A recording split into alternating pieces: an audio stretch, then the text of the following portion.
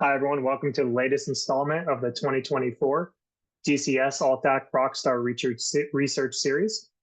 So before we get started with today's rockstar, Vivian Elliott, I want to quickly introduce myself, talk a little bit about the context of this series, and then we'll go ahead and jump right in. So my name is Bryce Peterson. I'm a senior research scientist at CNA, which you will hear much more about later today as we talk with Vivian. But for the AltAc Rockstar Research Series, this is a group that's sponsored by the Division on Corrections and Sentencing, or DCS, which is a division under the American Society of Criminology, or ASC. So the DCS is focused on advancing the mission of corrections and sentencing. This group, the AltAc Career Research Series group, is dedicated to exposing students at all levels, undergraduate through graduate, as well as faculty already in their careers, to what work looks like outside of the academy. So that is what we call industry careers, or AltAc careers, alternative academic careers.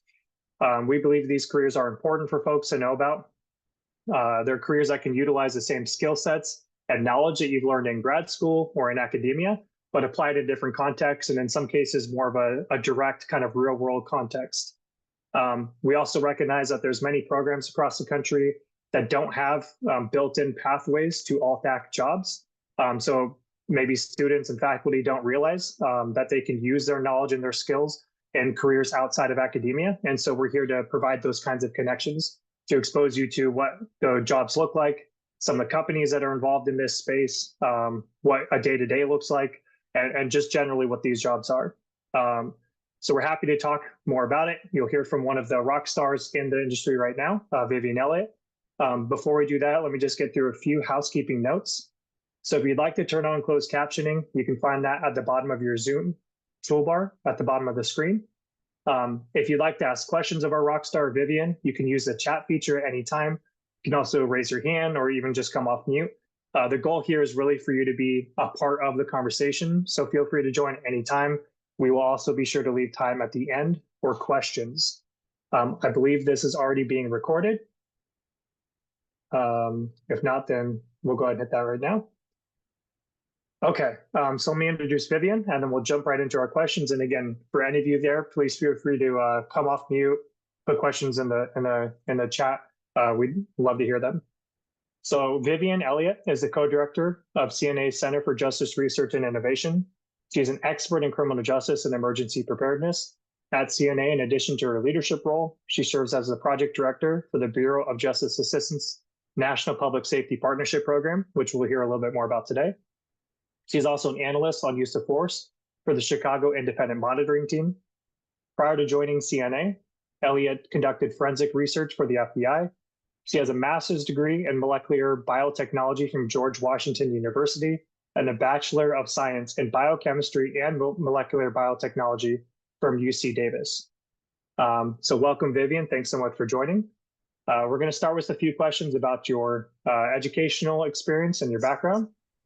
So I'm going to ask first, as the co-director of CNA's Center for Justice Research and Innovation, your work is primarily in the justice space, but that's not where you started your college journey. So if you could tell us a little bit more about that process, we'd love to hear it. Yeah, thanks, Bryce. First off, just want to thank you for inviting me to join this discussion today, both you and Shannon. Just appreciate the opportunity to share a little bit about my experience and what I'm engaged in with CNA. So a little bit about myself.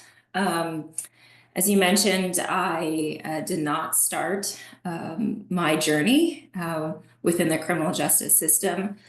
I would just go back all the way to when I was a young child. I think, like lots of children, I was like thinking about really cool and interesting jobs that I could be participating in. And I grew up in the day and age when CSI was really popular. And so I watched that TV show and I was thinking about, being a forensic scientist, a forensic researcher.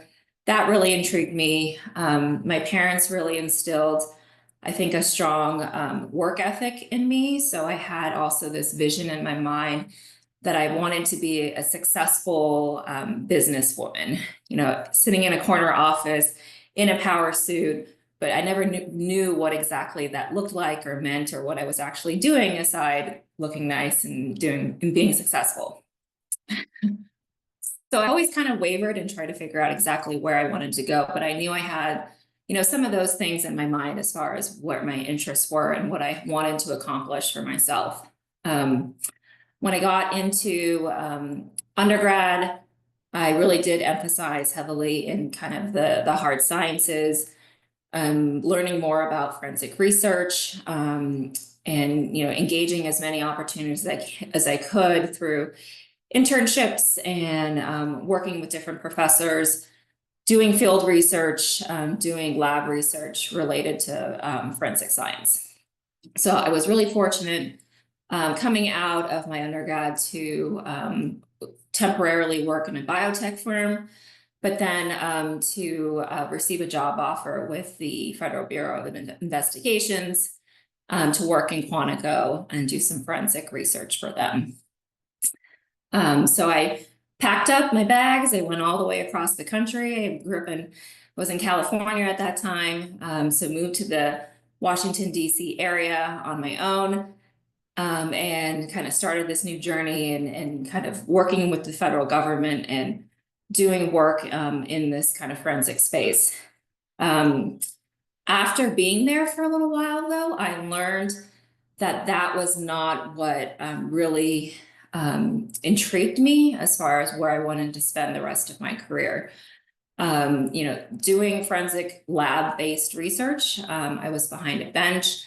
I was doing some fascinating things related to anthrax, DNA, RNA, but it was very isolated, very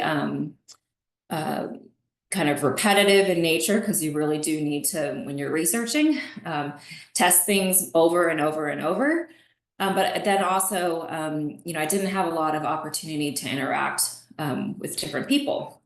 So that's when I decided to go to George Washington University, get my master's degree. I did that with some focus also looking into business courses, kind of cybersecurity, just trying to get myself kind of more exposure. And then at that point, I landed and found CNA once I graduated and got connected into emergency management, public health, and eventually the criminal justice work that we're doing within CNA. Thank you for that. I'm getting a little feedback. Okay. So with your previous experience at a biotech firm, at the FBI, how did some of that, and you talked a little bit about, learning the research process and testing things over and over. So how does some of those experiences apply to your current job or working in an AltAc space like CNA? Yeah, I think there were some skills like critical thinking, problem solving, being inquisitive, wanting to be able to identify, what's the problem, how you find a solution, being very meticulous and kind of persistent through that. Were all things that, from that analytical mindset that were really important and applicable into the work that I'm doing now. So I think those were probably some of those areas. Excellent. So you mentioned earlier, and of course we talked about how you're the one of the co-directors at the CNA Center for Justice Research and Innovation. So I think many folks maybe don't know much about CNA. So can you talk a little bit more about CNA and the center that we are both in? Yeah, CNA is a non-for-profit research and analysis organization. We're based in the Washington, D.C. area in Arlington, Virginia. We've been around for about 80 years doing field-based kind of analysis. Our origins started working with the Department of Defense, doing work with the Navy. And then a couple decades ago, we developed our Institute for Public Research, which does work outside of the defense space. So I serve as co-director for our center focused on justice research, innovation. Our other co-directors, Dr. Chip Coldren, another criminologist from the field, But there are several other centers within our Institute for Public Research that are focused on emergency preparedness, critical incident analysis, vulnerable populations, public health. So it's quite a broad range of different service areas, but really our mission for the organization as a whole is public service and how can we improve public safety for our communities. So you mentioned that CNA is a not-for-profit research analysis organization. What are some of the comparison organizations out there? Like, who are CNA's competitors or partners that do similar work? Yeah, we live in the DC area, so we often get compared to a lot of kind of those consulting type firms, Booz Allen, other organizations like that. I think we specialize in a variety of different areas. So we don't like to think of ourselves as just like a consulting organization or a think tank. I think one of the really important facets and pieces of that is unique to CNA and particularly our center is how we focus in 3 different service areas. So we do work in training and technical assistance. So I'll describe a little bit more about that, I think, later. But also research and organizational reform. So competitor organizations are not doing work, I think, across all 3 of those different spaces. You have other organizations that are like universities who are heavily involved in research. There's other non-for-profits that are involved in technical assistance, but we span across all of those different areas in the work that we do. Can you talk about how big this JRI is? How many staff are in there? What are the staff makeup? Entry level through kind of more seasoned professionals. Yeah, it's a really diverse group of staff. We've been growing over the past several years. We have about 60 people on our team right now. They're spread across the country. Post-COVID or even pre-COVID, we were working in a fairly virtual remote environment. So folks like Bryce are not located in the DC area, and we find ways to really just collaborate well, I think, as a team. We've got people in all different kind of levels across our team, entry level, mid-career researchers, our more senior scientists. We also have people in more specialized kind of roles. For example, we have hired on crime analysts that serve an embedded analyst within different police agencies. We have law enforcement practitioners, who are former chiefs or individuals who served within police departments who serve as kind of our advisors, who work alongside our researchers. We have project managers. So it's a very diverse team that is working together. Thank you. Can you talk a little bit more about your role in the center? So JRI, thank you, Shannon, for putting that in there. The JRI stands for the Center for Justice Research and Evaluation, where Vivian is the co-director. But can you talk more about what your role is in the center, what kind of work you're doing? Yeah, so my role involves both focusing on the kind of operations, the management, the growth, the future of what our center is doing as a whole. And so with those 60 people, our team is engaged in research, training and technical assistance projects, up to about 30, I think, in about any given time. And so it's just maintaining and making sure that all of the staff across our team are well supported and empowered and motivated to engage in that work. But then I also myself want to engage in some of that work too. So I manage, as you mentioned, Bryce, one of the large training and technical assistance programs that we have with the federal government, with the Department of Justice, focused on violence reduction. So that gives me the opportunity to kind of be more hands-on. In some of my work, I also support some of our reform efforts and doing assessments and technical assistance for police departments. Great. So I think it's a good time to talk a little bit more about, you mentioned there's 3 buckets of work, and at least how CNA defines it, that we engage in. You talked about research, training and technical assistance, and organizational reform. Can you describe those in a little bit more detail and kind of talk about what they look like? I think especially training and technical assistance is something that folks maybe in academia have heard about, but maybe don't know what it looks like on a day-to-day. Yeah, of course. So training and technical assistance, and I think even the people that we are working with often have a hard time understanding what it is. So it's a very, I think, kind of nuanced term, and it's really focused on providing kind of consultation, guidance, assistance to a department or agency.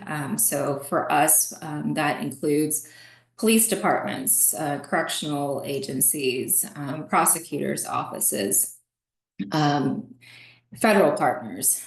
So working with any of those entities in helping them implement programs, strategies, practices, either actually kind of the practical aspects of those and how they're going to operationalize them, but also, in speaking to CNA and some of our specialties, is also helping them evaluate and determine what are the effectiveness and impacts of those programs. So what does that all mean? Kind of day to day. We are working with agencies and kind of reviewing policies and practices, giving them guidance on kind of how to adjust those to kind of national best practices. We're giving them assessments and kind of looking more in depth into how they're operating, and providing them recommendations on how they could be making improvements in those operations, in their collaborations, in the protocols that they have. In addition to assessing that, is then bringing training on the ground.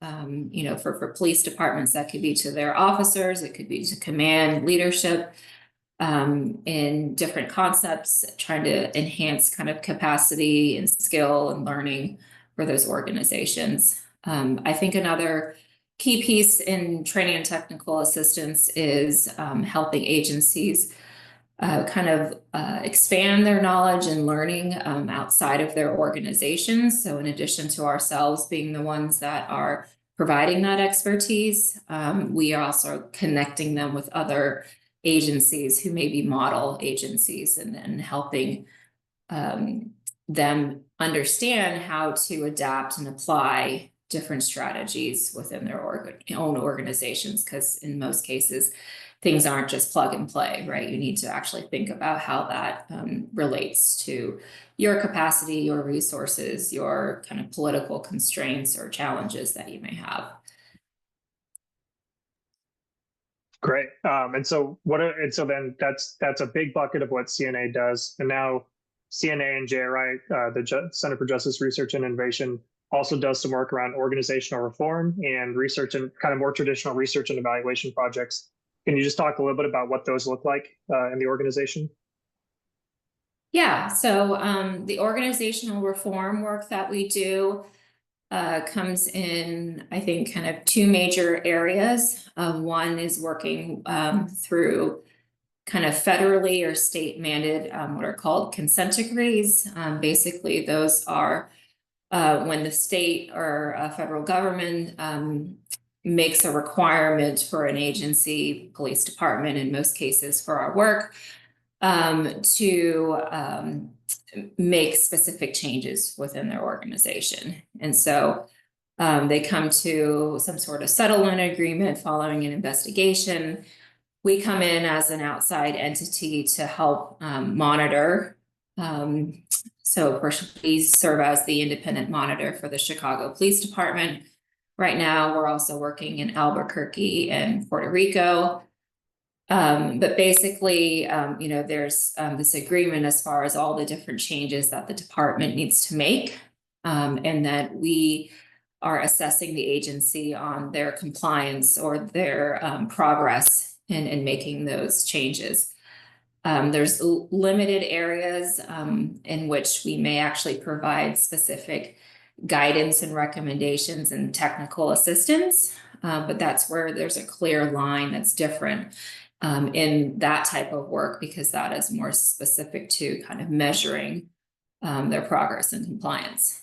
But we also do more kind of technical assistance type organizational reform work.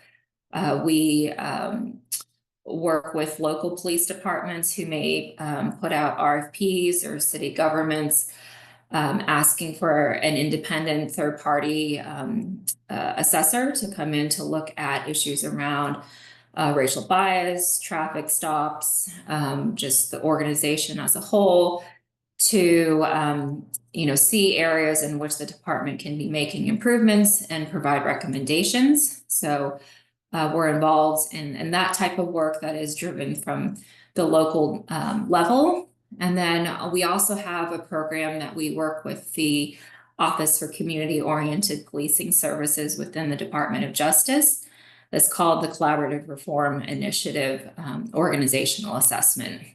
So this is a program through DOJ that is focused on identifying those police agencies that are kind of at the early stages of getting into some sort of trouble.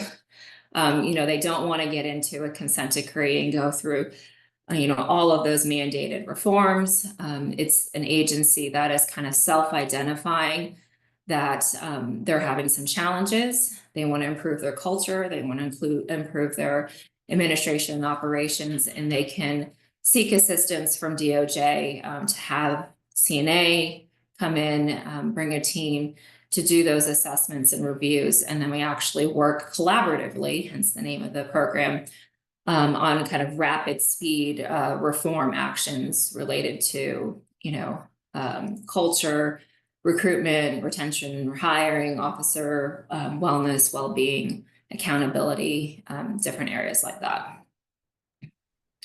And then the research space, which I imagine many of you all are very familiar with, but that really is speaking to CNA as an organization who's constantly forward-thinking and wanting to drive, improvements in the justice system. So we're constantly taking the opportunity to learn from the other areas of work that we're doing, or researchers like Bryce, who are just kind of staying on the cusp of what's important for the future of the justice system, and thinking about kind of new and innovative research studies that we can be exploring in. So we have several that we have been awarded over the past couple of years with the National Institute of Justice, looking at crime information centers, juvenile justice issues during COVID.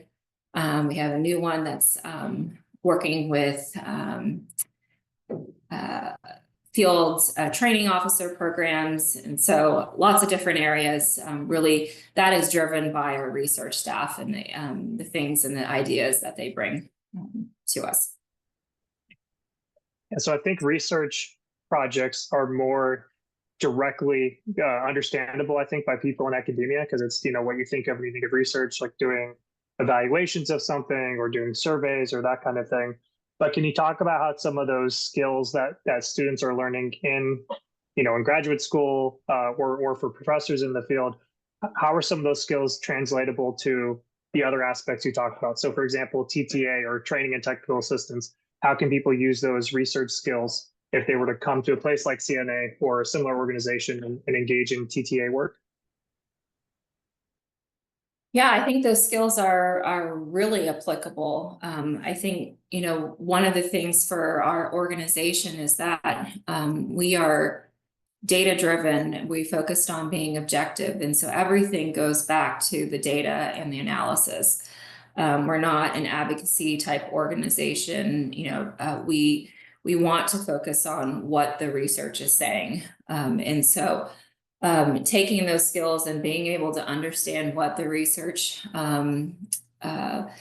is, and then applying that into these different spaces is something that I think a lot of our staff enjoy the opportunity to kind of explore and expand. It's different. It's really thinking about that, you know, translation of research, but also it requires a strong understanding of the research. And then there's, you know, several skills, like still being able to do qualitative analysis that are really important for some of the assessment work that we do in the other areas. Understanding, you know, what are the common themes, and being able to extract those from focus groups, from interviews, from listening sessions with community members, being able to look at different, you know, protocols, policy documents, things like that, that feed into those other types of work. So I would say grad school, and especially those who are currently professors, you know, are well equipped to do research, like what you just talked about, or data analysis, that kind of thing. They're also well equipped to be teachers, right? That's a lot of what you're training through grad school, is to be a professor. You're you know, that is what you're being prepared to do, and many people are currently doing that. So can you talk about how some of those teaching skills might also translate to some of the work being done at CNA, whether it's TTA or other work that you talked about? Yeah, I mean, I kind of think of us as, especially in training and technical assistance, we're teaching these agencies.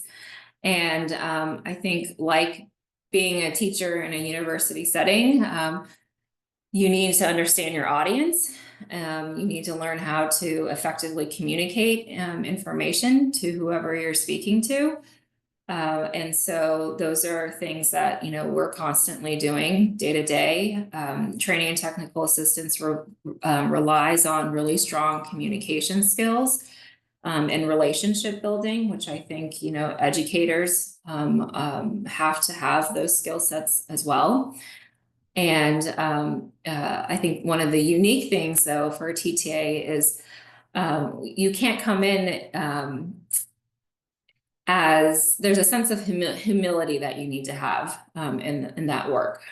So there's one, I think, potential variance is that, you know, we are there to help advise and not make them feel like we're telling them what to do. There's kind of that special ability that our team members, and why we also work so much also with practitioners, is being able to translate and almost like try to help those agencies realize that this is a really good idea, something that is, you know, based on research. But sometimes you need to do it in kind of the soft manner that educates them and helps them kind of embrace and buy in to those concepts or ideas.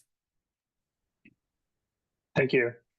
So I want to ask one last question kind of around this TTA AltAc space before we talk a little bit more about you know, what it's like to work in a research organization like CNA.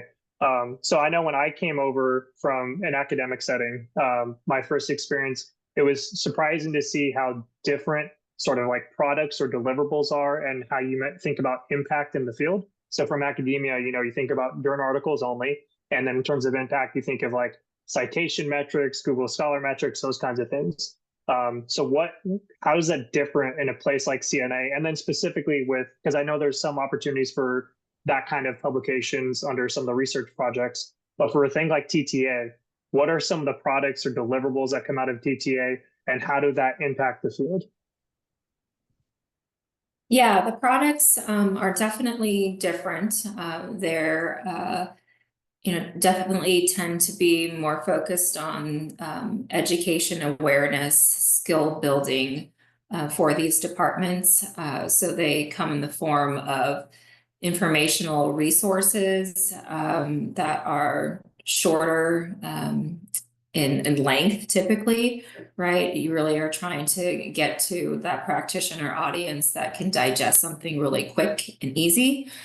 And especially in this day and age, with social media and more kind of digital based information, we're really trying to emphasize how we can provide information to these departments and agencies in a manner that is kind of visually interesting, is fast paced, but you're not losing, important kind of lessons learned or research with that. So we develop a lot of web-based materials now as well.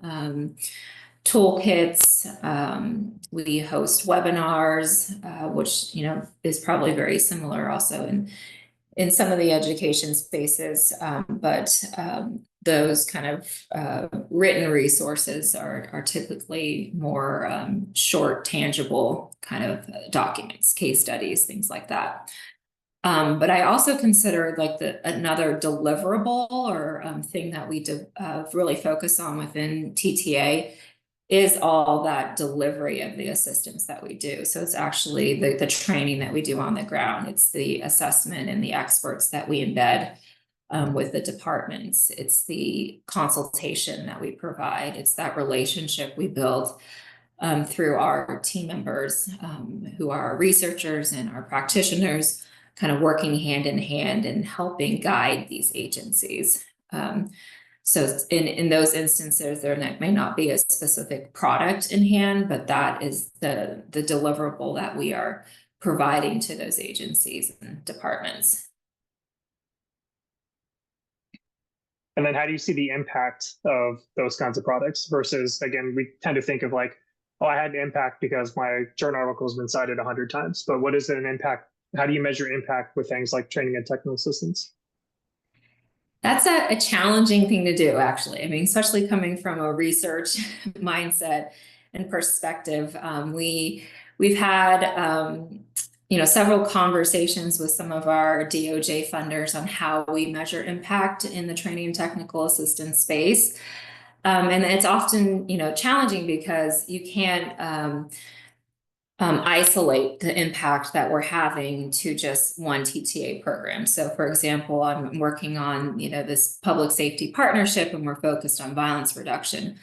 Well, there's so many other external factors, other initiatives, other things that are going on within an agency to say the impact of this TTA program is having specifically on reducing violent crime is challenging. So with that, we have to think about other ways in which we can measure and identify what those impacts are. So typically that means more of the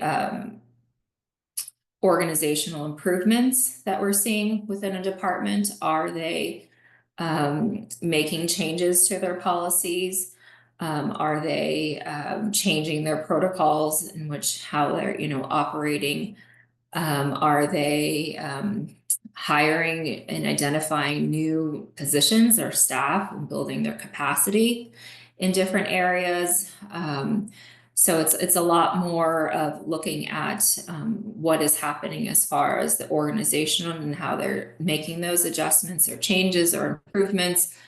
Also the learning aspect. So are they building skills and understanding and awareness about ways in which they could be doing things differently and being able to make notes of those.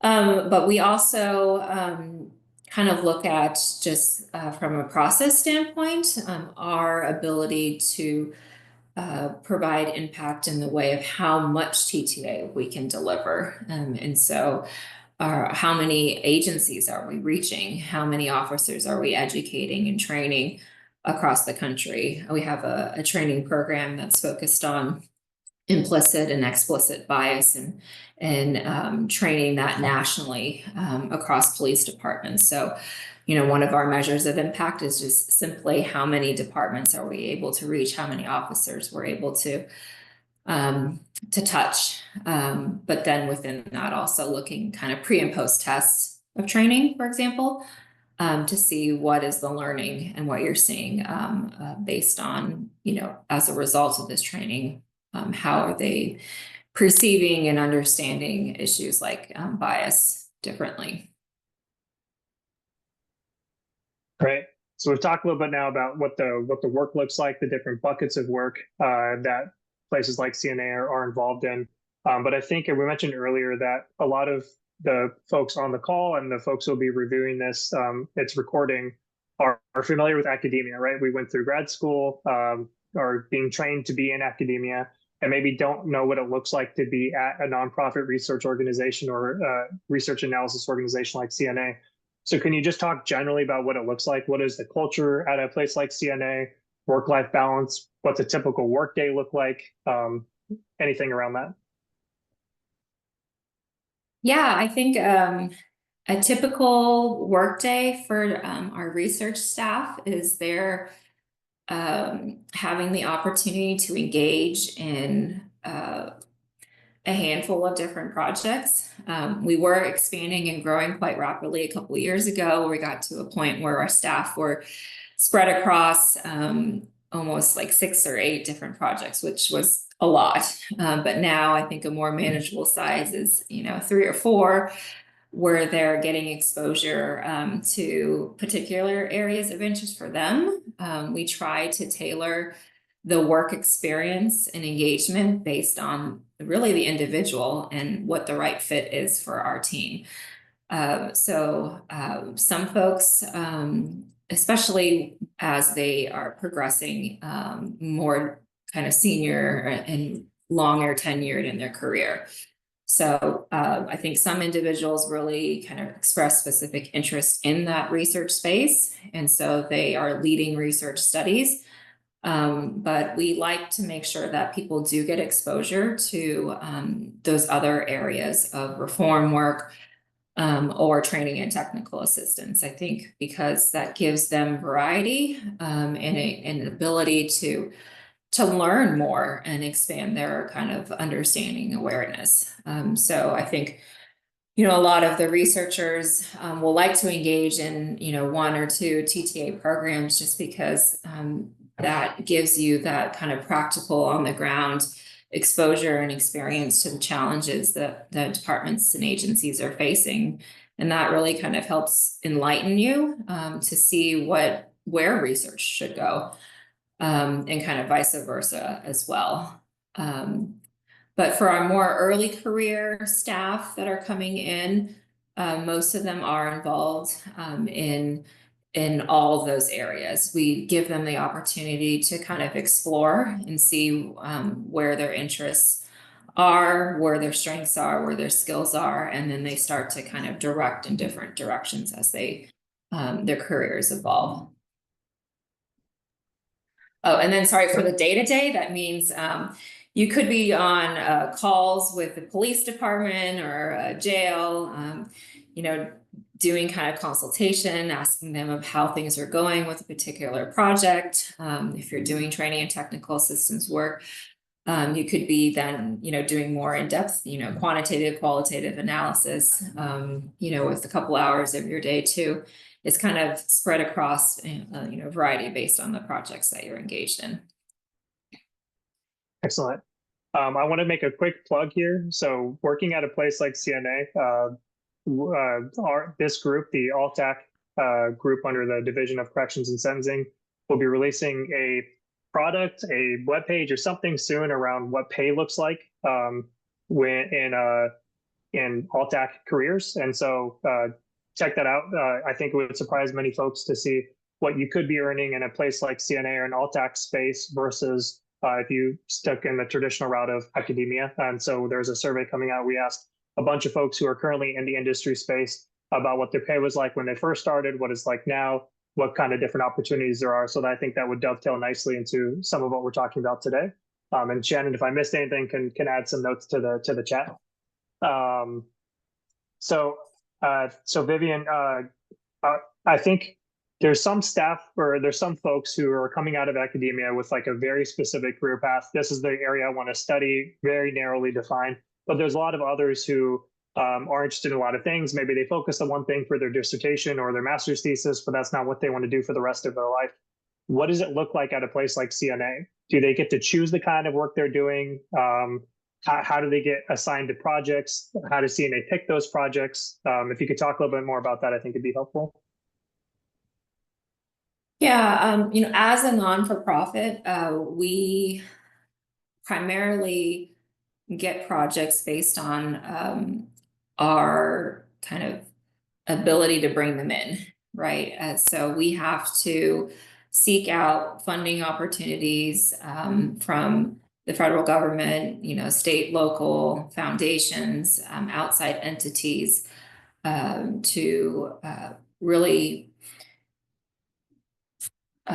bring in those opportunities. And so some of that is driven by, what's awarded to us. We obviously have kind of a focus of the areas in which we're applying for funding. And so we're not just kind of, up in the air as far as what's going to come in. We're really focused on corrections, policing, victims, prosecution, those kind of areas within the justice system. But once those opportunities come in and we know what those funding and new awards are, we try to tailor based on, interest from our staff, the right expertise and what we need for that project. So it's a little bit of a balancing act to kind of make sure that we're meeting the needs of the project and the funder, but also the individuals on our team as far as what is important to them as far for their professional development and growth. Excellent. So because you started talking about this a little bit, how do those stakeholders, so what does it mean to be client focused or client driven, and kind of how do those stakeholders influence research? And how do you balance those needs with, you mentioned earlier, being focused on research objectivity? How does that all work in practice? Yeah, I think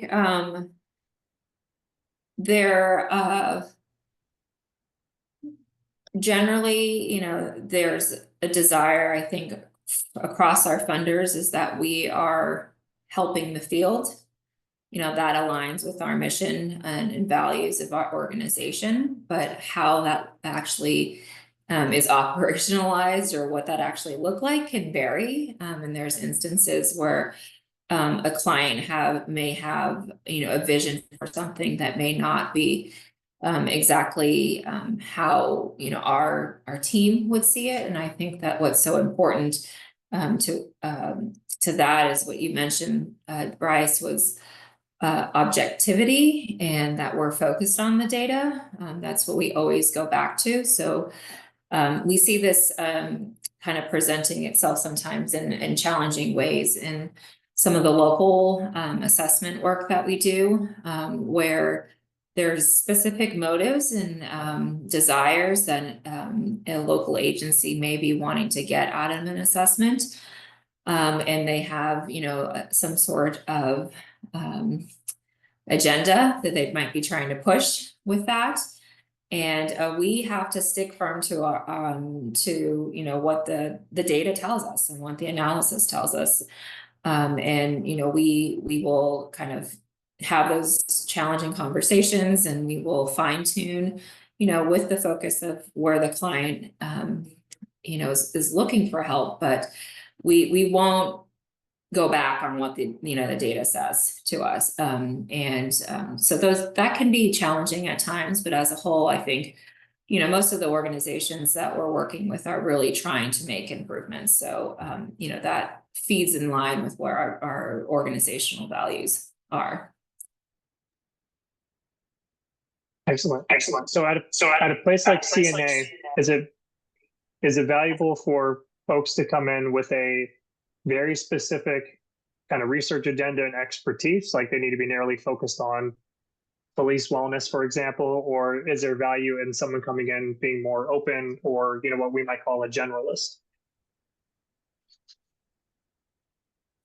For CNA, I would say a little bit of both, actually. I mean, we really appreciate those people that are journalists. And I mean, I speak for myself. I come from a background that's not in justice, right?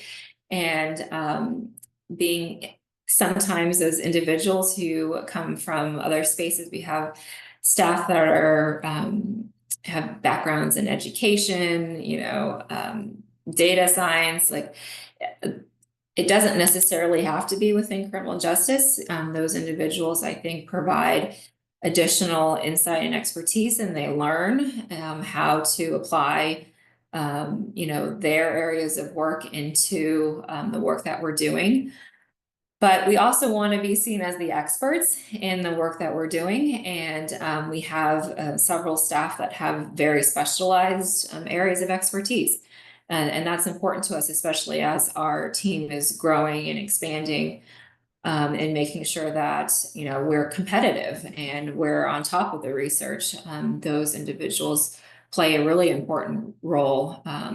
So it's a little bit of both that we have, I think, across our team.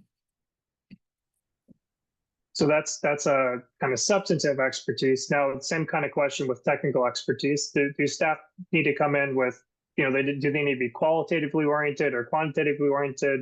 Do they need to be an expert in one sort of skill set, or what would make an applicant desirable to a research organization like CNA? I think we definitely look for people with strong research skills. Research, writing, and communication, I think, are all really important. You don't have to be an expert in both and all of everything. And one of the things that we put a lot of emphasis into within our center is staff and professional development too. So we want to help people build those skill sets. They don't necessarily have to come with it, but a strong desire and a kind of demonstrated ability and understanding of those areas, I think, are important. But I would say, in addition to kind of those research skills, it is writing and communication that are really important, I think, for the work that our team is engaged in, because you are going to be doing a lot of interaction or having a lot of interactions with different stakeholders, entities, partners, people in the justice space. So communication is critical, and then we want to be able to share and document, the things that we're learning through the research, or translating that information to the field in practical ways. So that's where the writing skills are really important. Great. So how would students or current, people in faculty positions, how would they find and then apply for a position at a place like CNA or other research organizations? So for CNA, we have a website, and all new positions or open positions are on our webpage that anyone can view. But I would also, take advantage of the connections that you have.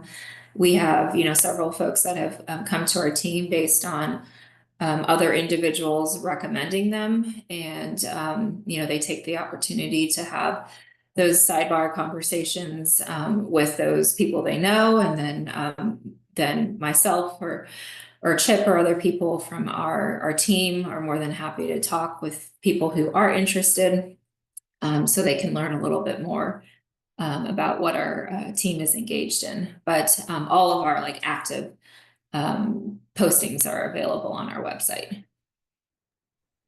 Yeah, I know. I feel like every year that I go back to ASC or another conference like that, I'm talking to more and more folks every time about what it looks like to work in the AltAc space. So certainly, take advantage of that. If you see folks working at CNA or any of those other research organizations, I would encourage anyone to take time to come talk to us about what it looks like how it differs maybe from academia, what the jobs look like. I know we're all typically very open to talking about it.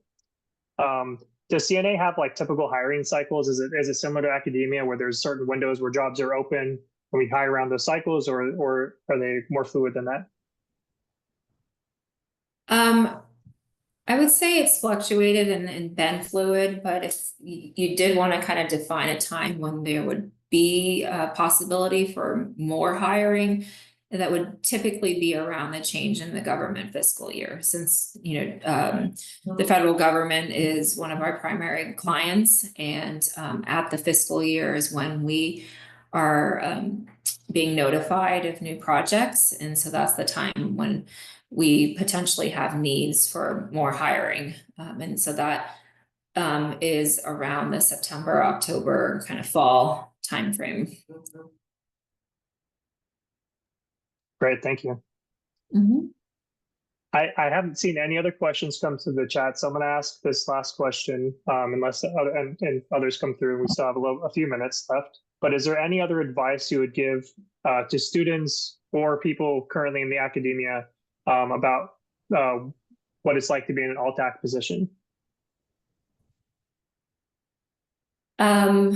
Just based on my personal experience and journey, I would say, just don't be shy and don't be intimidated.